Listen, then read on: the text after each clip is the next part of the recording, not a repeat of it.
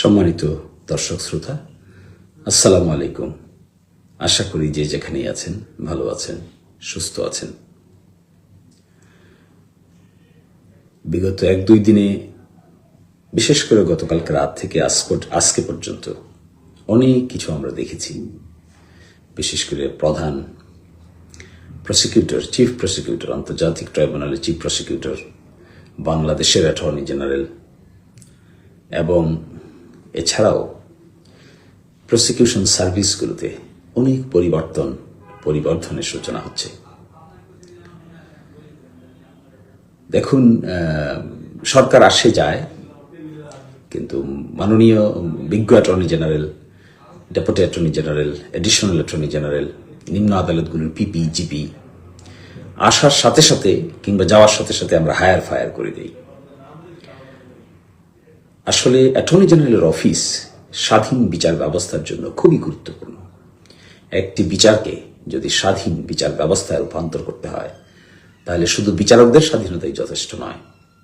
Attorney general যে থাকেন এবং তার যে অফিস থাকেন, সেটি স্বাধীন হওয়া খুবই গুরুত্বপূর্ণ। কিন্তু স্বাধীন হবে কি করে? দেখুন তো, আমাদের এখানকার সিস্টেমটা হলো, সরকার আসবে তো এসেই নতুন অ্যাটর্নি জেনারেল নেবেন, ডেপুটি অ্যাটর্নি জেনারেল নেবেন, সকলকে পরিবর্তন করে দেবেন। পিপি, জিপি সবাইকে পরিবর্তন করে দেন, স্পেশাল পিপি, ইভেন সিভিল মামলা পরিচালনা করার যে জিপি, সেটিকেও পরিবর্তন করে দেন। সরকার আসলেই বড় বড় আইন কর্মকর্তাদের মধ্যে বড় ধরনের পরিবর্তন হয়। কারণ কি জানেন? কারণ নিয়োগ প্রক্রিয়াটাও ছিল এরকমই। ইচ্ছা অনুযায়ী নিয়োগ হয়, ইচ্ছা অনুযায়ী চলে যায়। প্লেজার অনুযায়ী নিয়োগ হয়, প্লেজার অনুযায়ী চলে যায়। কিন্তু যদি একটা ইন্ডিপেন্ডেন্ট প্রসিকিউশন সার্ভিস হতো, তাহলে এখানে ঢোকাটাও যেমন কঠিন হতো, এখান থেকে চলে যাওয়াটাও তেমন কঠিন হতো। কিভাবে একজন মানুষ deputy attorney general, additional attorney general, attorney general হন? The will of the government যাকে মনে হয় গেজেট পাবলিশ করে তাকে রাখেন, গভর্নমেন্ট যাকে মনে না হয় গেজেট পাবলিশ করে তাকে চলে যেতে বলেন। তাহলে আসার প্রক্রিয়াটাও খুবই সিম্পল, যাওয়ার প্রক্রিয়াটাও একইভাবে সিম্পল। এই সিস্টেম নিয়ে কমিশনে আলাপ হয়েছে। জুডিশিয়াল যে রিফর্ম কমিশন গঠিত হয়েছিল, সে রিপোর্টে আছে যে শুধু বিচারকদের স্বাধীনতা নিয়ে চিন্তা করলেই হবে না, ইন্ডিপেন্ডেন্ট প্রসিকিউশন সার্ভিসও গঠন করতে হবে। এবং ইন্ডিপেন্ডেন্ট প্রসিকিউশন সার্ভিস যদি গঠন করা না যায়, তাহলে প্রকৃত অর্থে বিচার বিভাগের যে স্বাধীনতা, সেই স্বাধীনতা অধরা থেকে যায়। আচ্ছা বলুন, একটা বিচার সরকারের বিরুদ্ধে যদি বিচার দিই, আমরা সুপ্রিম কোর্টে আমরা সরকারের বিরুদ্ধে বিচার দিলাম বা সরকারের আদেশের বিরুদ্ধে বিচার দিলাম, তাহলে সরকারকে ডিফেন্ড করেন কে? Attorney general office. তো অ্যাটর্নি জেনারেল অফিস আইন অনুযায়ী ডিফেন্ড করবেন। যেটা আইন আছে সেটা বলবেন, যেটা আইন নাই সেটা বলবেন না।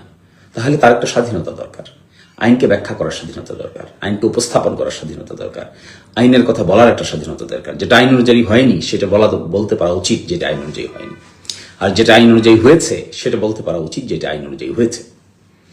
এবং আমরা দেখেছি অতীতে বাংলাদেশে এবং এই ভারতীয় সাবকন্টিনেন্টে এমন অ্যাটর্নি জেনারেল ছিলেন যারা সরকারের ইনস্ট্রাকশন মানেন নাই, সরকারের প্রদত্ত ইনস্ট্রাকশনকে বেআইনি বলে এখান থেকে সরে গিয়েছেন। ওগুলো ছিল স্বাধীনতা। কিন্তু যেহেতু নিয়োগ প্রক্রিয়ায় এবং নিয়োগ বাতিল প্রক্রিয়ায় ওই ধরনের কোনো সেফগার্ড নাই, ওই ধরনের কোনো সুনির্দিষ্ট পদ্ধতি নাই, সেই জন্য এখানে সিকিউরড হয় না পজিশনটি। তো আমরা আমাদের পক্ষ থেকে আমরা বলতে চাই যে, যেহেতু সকলেই এগ্রি করেছি আমরা যে এই ব্যাপারে আমরা আইন করব, ইন্ডিপেন্ডেন্ট প্রসিকিউশন সার্ভিসের ব্যাপারে আইন করব, তাহলে ইন্ডিপেন্ডেন্ট প্রসিকিউশন সার্ভিস আইন হওয়া উচিত।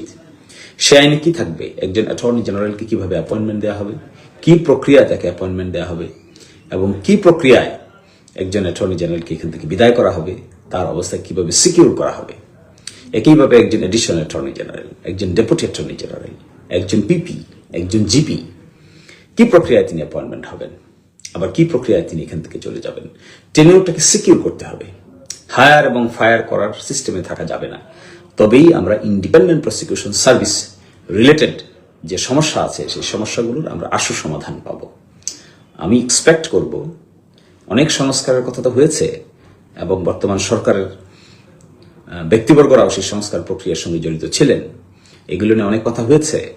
তো এটা গভর্নমেন্টের দায়িত্ব থাকবে ইন্ডিপেন্ডেন্ট প্রসিকিউশন সার্ভিস চালু করার জন্য, স্টার্ট করার জন্য। প্রথম বছর স্টার্ট করতে হয়তো কষ্ট হবে, হয়তো সম্ভব হয়নি, হবে না, কিন্তু আস্তে আস্তে আমাদেরকে ইন্ডিপেন্ডেন্ট প্রসিকিউশন সার্ভিসের দিকে যাওয়া উচিত। মোটামুটি সভ্য দেশে এই ইন্ডিপেন্ডেন্ট প্রসিকিউশন সার্ভিস আছে। এইভাবে হায়ার এবং ফায়ার করা যায় না। ক্ষমতা আসবে যাবে, কিন্তু অ্যাটর্নি জেনারেলের অফিস আইন অনুযায়ী আইনকে ব্যাখ্যা করার যদি সুস্পষ্ট নিয়ম নীতি দাঁড় করাইতে পারেন, ক্রেডিবিলিটি থাকে, ইন্ডিপেন্ডেন্স থাকে, তাহলে বিচার বিভাগের ইন্ডিপেন্ডেন্স এবং বিচার কর্মকাণ্ডে আরো ভবিষ্যতে আরো অনেক বেশি কার্যকর পদক্ষেপ নেওয়া যাবে। তো আমি এক্সপেক্ট করব, চলুন আমরা ইন্ডিপেন্ডেন্ট প্রসিকিউশন সার্ভিস আইন প্রণয়ন করি, নতুনভাবে চিন্তা করি, এখানেই সফলতা হবে। ধন্যবাদ সবাইকে।